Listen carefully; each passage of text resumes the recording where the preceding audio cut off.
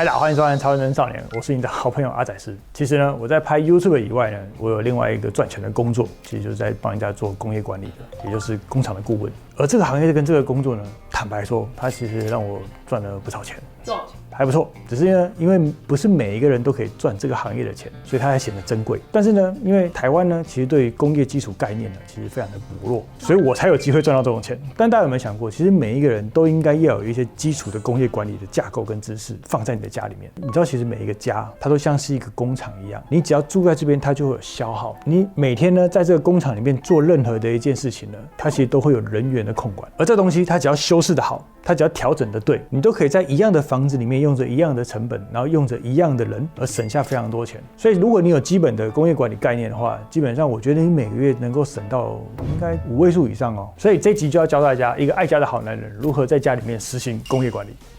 那我想知道这间家的产品是什么？每一个家的产品哦，快乐啊，幸福感。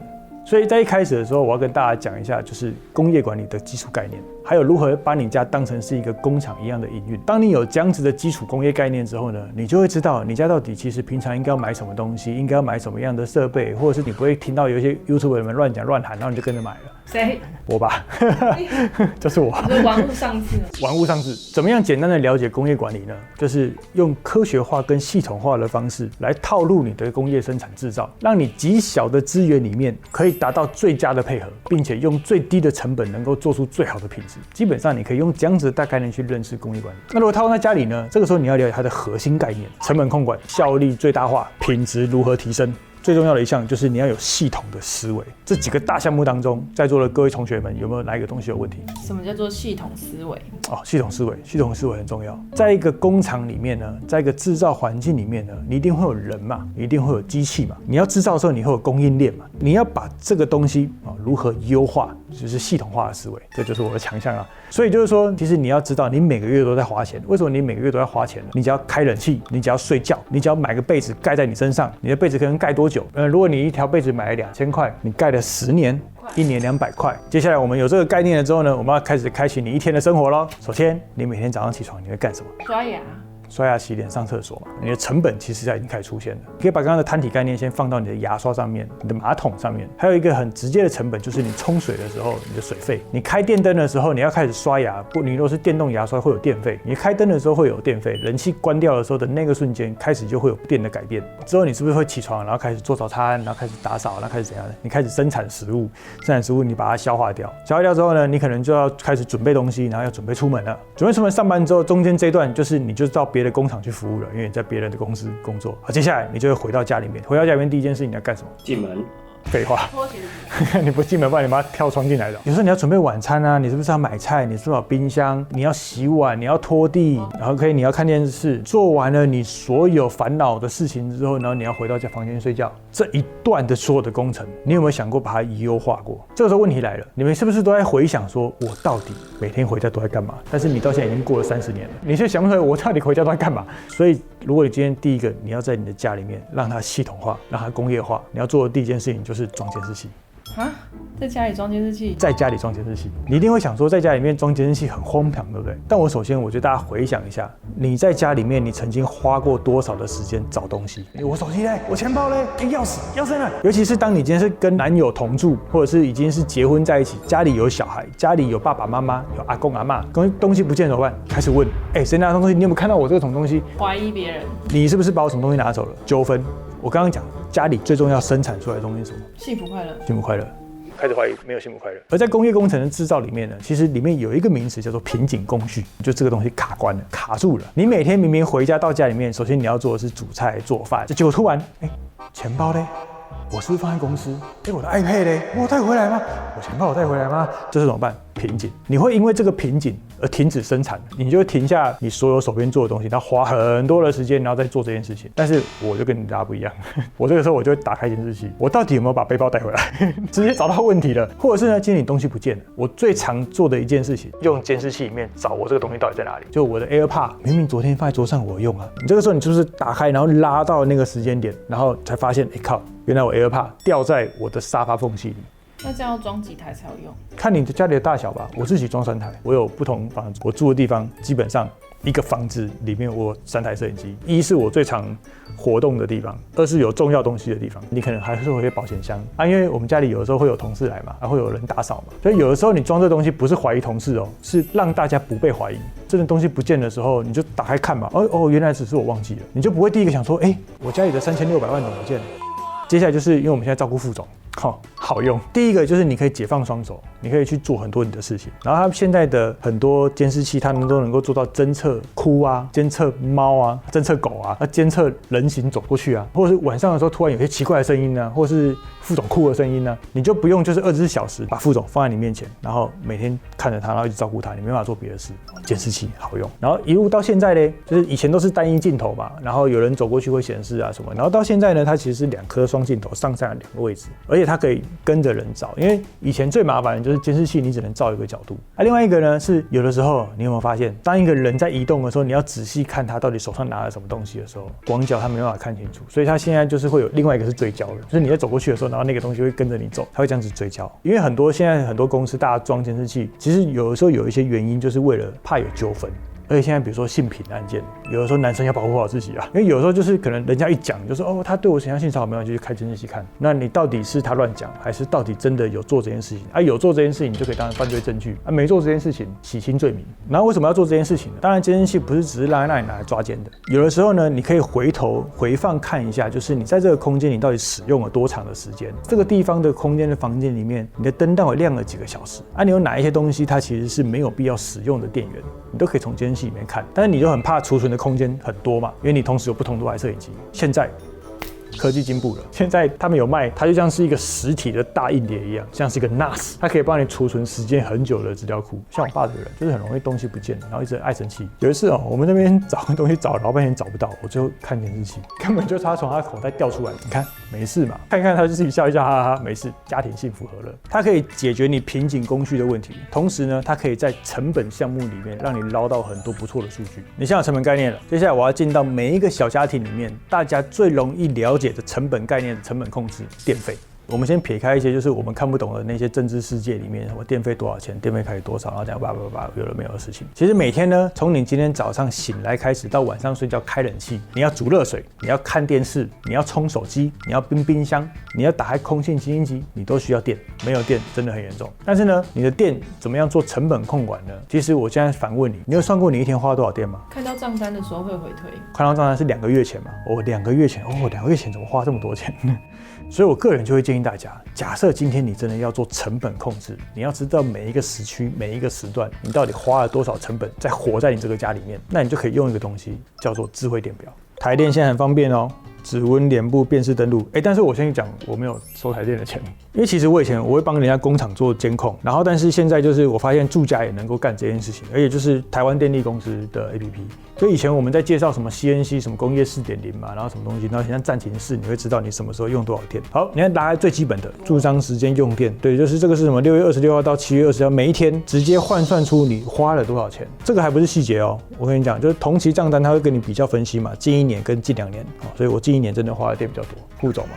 副总，他可以把我不同的房子的电表，然后全部串在一个 App 里面。有一些店它是可以即时的看你现在的用电时间。这个时候它有2个好处，一就是你可以抓到什么东西你根本没在用，但它一直在帮你耗电。假设你全部电都关了，但是你却每一个小时充个5度10度，那就不太正常啊。虽然它没有办法瞬间每分每秒即时，但是你是能够看得到你每天在哪一个几点的时候你用的电是用几度电的。它可以用每15分钟用电，每小时用电。看，当慢，不好好做。每小时用电有出来，它有的时候其实会当啦，就是我觉得就摆烂就是在这个，不然它如果照原本它其实是可以每15分钟、每天、每小时，然后你有看到我上面写尖峰，我跟你讲成本控管。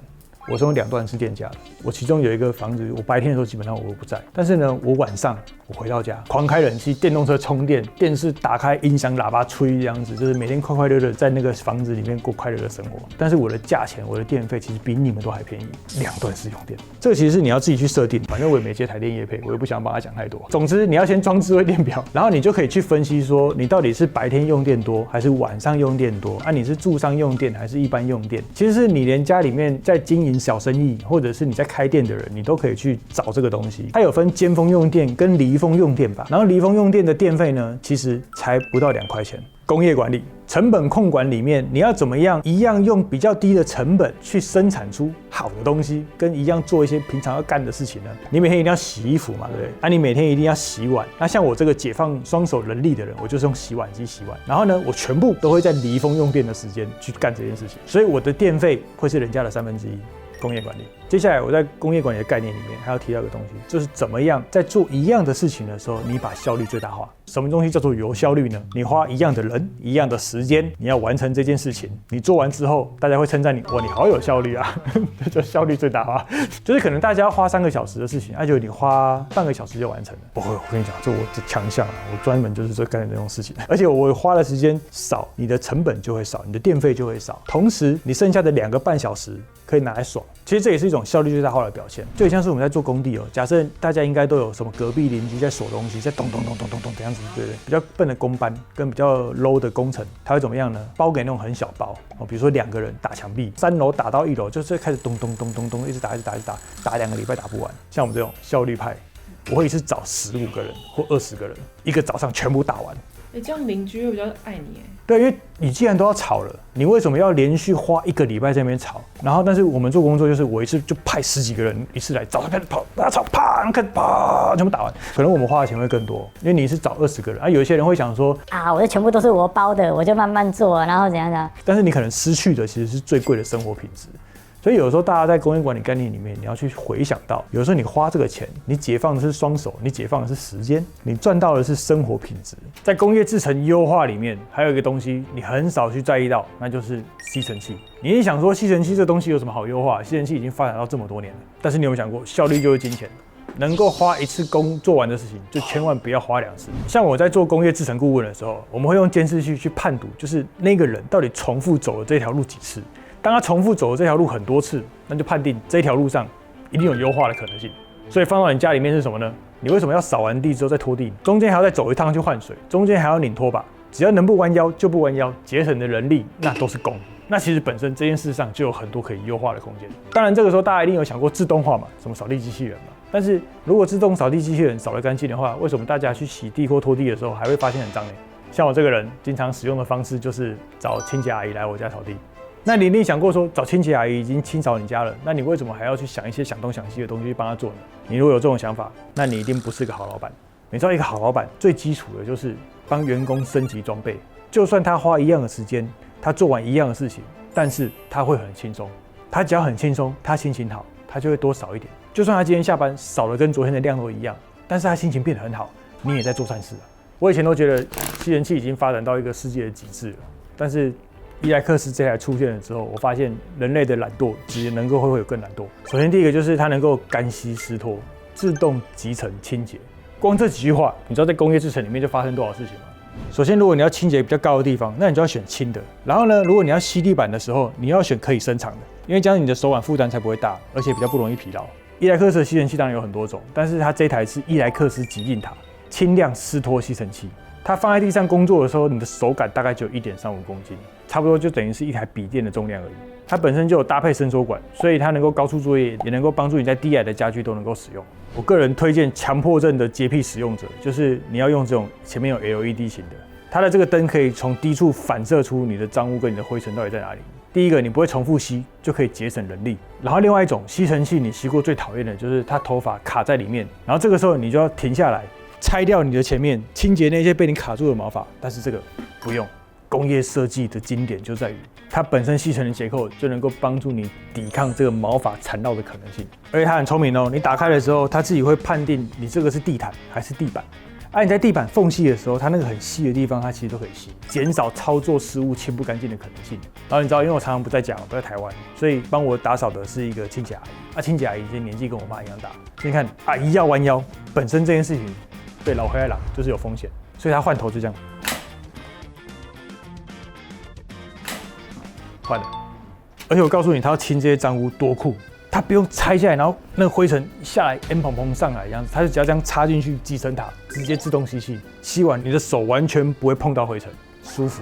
然后因为现在都是小家庭嘛，所以集成塔加主机，你从上面看下来就只有一张 A4 的大小，就你放到角落或放到一些很尴尬的一些起灵地，非常省空间。当你吸了110天之后，你就直接抽起集成袋，然后它会自动封口，就灰尘也不会到处飞。而它这一次的头里面有2个，就是我觉得是工业设计里面改变了很多工业管理行为的东西。一个是这个湿拖吸头，它能够借助于它的吸力的功去转动它下面的转盘。然后你看这上面有2个小洞洞，这2个小洞洞会喷水。拖的时候呢，这个 LED 灯会帮助你看到那个反光，会让你知道这个地板的湿润程度。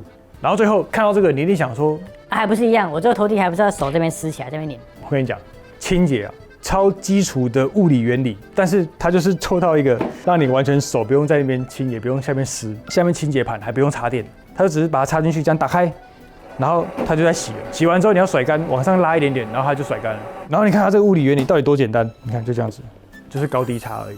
然后你有没有看过那个水车？没有。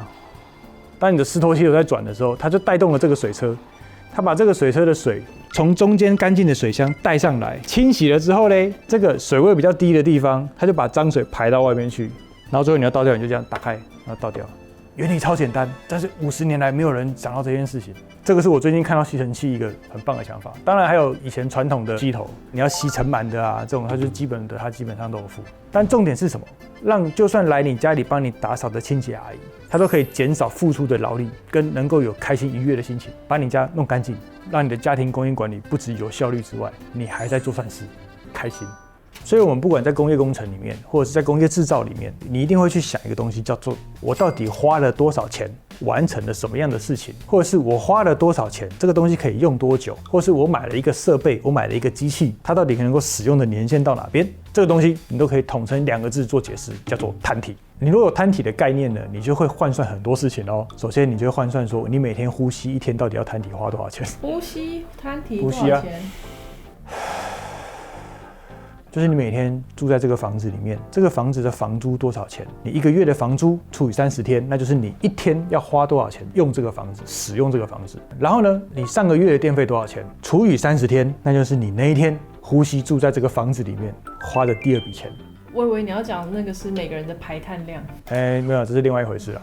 所以你在买每一个东西的时候，其实你都要有摊体概念。我不知道大家以前看我们的影片有没有听到我聊一件事情，就是我每次手机都是买最新的。当新的出来之后，我上一代的马上卖掉。其实这个是最省钱的，这个也是一种摊体。你现在回想哦，你觉得 iPhone 8现在还能卖多少钱？可能2、3千块没人要。但是我在 iPhone 刚出来的时候，它可能要3、4万块。但是我在下一代出来的时候，你的那一台你可能可以卖到2万块，中间扣掉的这个使用费。就是你的摊体，就是你每天使用这个手机所花的钱，使用费。所以解释回来，你就可以把你家的任何东西、任何家具、任何电视当成你的摊体。买一台 PS5，它很快乐，你每天就可以去换算说，如果我玩 PS5 到它出到下一代的时候，它可能有5年的时间，那我1年其实只花了它200块钱。但是你要记得哦，时间是一直在走的嘛，所以当你没用它的时候，它还是在算钱。所以就是坪效嘛，就是我们在工厂里面为什么会讲，就是说哦，我使用了这个工厂啊，我的坪效有没有最大化？有没有就是没有在转动的机器啊？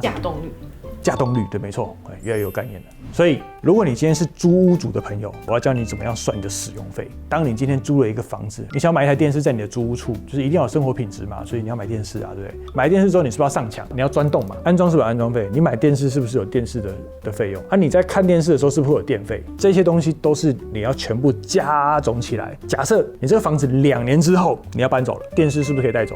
你还要拆下来，它就是你这2年的安装费，就是消耗掉的钱。而且你钉墙，你离开了之后，你要把它恢复原状嘛，这个时候你要包头啊，你要打开超人少年的影片，然后看怎么补气啊，那你要花时间去处理这件事情。然后你就想说，没关系，那不然我不要钻墙好了，我就直接用电视架放着。然后你就跟我一样，我上次只是想说，我先放在这个床头边，我看看感觉怎么样。然后我就出去出个差，然后台北又大地震，然后电视给掉下来，摊体。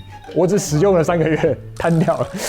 虽然说现在电视很便宜，但是因为每个人拍摄连 YouTube 的影片、连电影的画质都越来越好，所以大家都想买大电视。然后，但是我自己有买一台80几寸的电视，都10几20万，60、70寸的电视也都是5万到10万。我说不是那种用功的，我说就是还不错的牌子，反应快啊，画质好的那种，就很贵。这个时候我们在工业管理里面，你就要有摊体的思维之外，有的时候我们就换个想法，不然买投影机好了。以前投影机我们都要放很远，然后你要距离很长，结果现在的近距离的投影机越做越好，而且现在大家租房子、租屋处的那个空间越来越小，现在连买那个新房屋、新成屋，一个室内坪数都在20坪、10几坪而已，所以你的自己的房间就很小。我觉得现在的短焦投影机很酷哦，你就距离墙壁才8、9公分，它就可以投得很漂亮。然后你如果想要100寸的电视，你就是稍微距离半个手臂，就这样子，手臂这样子一半，你差不多40公分，你就可以投到100寸。它这种特殊短焦投影机的名字叫做新锐饼 S 小银河 Ultra， 然后你就不需要锁墙壁，而且你今天如果2年约到了，或者是遇到一些比较的房东，你现在房东现在越来越过分了，有一些妈租几个月，然后说，我儿子要回来住，请你搬走，还是我要卖掉了？还是我要卖掉了，那是王八蛋的，然后你就可以这样一手提着就走了，摊提下来才多少钱？才3万多块钱。也就是说，你会今天先设定说，我这件事情的目的性是什么？它有没有除了原本的功能之外，额外的附加价值？你看哦。通常在大学毕业刚1年到5年之间呢，其实大家在社会上可能都还没有什么经济能力，所以如果今天你想要找异性来家里面看电视、看 Netflix， 这是 LG 最新的 WebOS 作业系统，内建 YouTube， 内建各种串流 APP， 你只要连网络就可以看，它里面就有内建哦。假设今天你看方宇，如果今天有2个男生同时在追求你，去一个人的家里面就说，你要来我们家看电视，然后一个超小荧幕，然后20几寸、30寸，那另外一个人家里不一样。大概投影机100寸，我靠！你要不要来我家里看100寸的投影机电视？他想要故意弄很黑，想要弄很黑。没有，不用弄很黑啊！现在投影机其实都不需要很黑，它虽然就500流米而已，但是它都可以做到4K。房间真的不用关到很黑，你还是可以看到他的手到底放在哪里。然后重点就是刚出社会的时候，大家还会晚上会约出去玩嘛，会去露营啊，会是什么？而且你出去露营的时候，它可能场地都不是你 set 的这么好，自动梯形校正就可以自动对焦，打开才不会变成就是你知道露营最怕的就是 gay 熬的人，就带 gay 吸来然后不会用。乌龟缸，而且它就可以携带到你各个好兄弟家里面，比如说像我们就玩赛车游戏啊，或是那种打电动啊，我觉得那个情绪价值会很高。我再重申一次，家是拿来干嘛的？增加幸福感，让你快乐的。而且如果同事要开会，还可以拿去办公室。对啊，而且你们要开会还可以拿去办公室简报。如果我有一个刚找来的年轻小朋友员工，然后他出去开会，他给我拿一个投影机出来，然后开会，我会觉得他很棒对，老板不要看，那电脑太小了，我跟你投这个。马上变主管。你看，你如果把工业管理的知识放到你的生活当中，放到你的家里面，你呢就可以用最少的成本，花最少的钱得到最大的快乐跟满足，同时又可以节省效率、节省时间，把你那些平常已经花掉你人生1/3在那边工作赚钱的时间拉掉，你可以争取到更多的时间，让你去快乐，让你去休闲，让你去自在。这个呢，就是把工业管理的知识带到你的家的方法。从小学工业，长大会幸福，一定会幸福的。赚钱的目的不就是为了幸福吗？因为赚了很多钱，有些人过得不幸福都没用。好了，这是这礼拜的超认真少年。这样子以后你买东西的时候，你就会比较知道你要用什么样的方法去判断，或者是要什么样的生产方式能够帮助你买到对味的东西。如果你有推荐什么家庭工业管理里面的超级物件的话，也欢迎在下面留言告诉我们。那这里超认真少年，那我们下礼拜再见了，拜拜。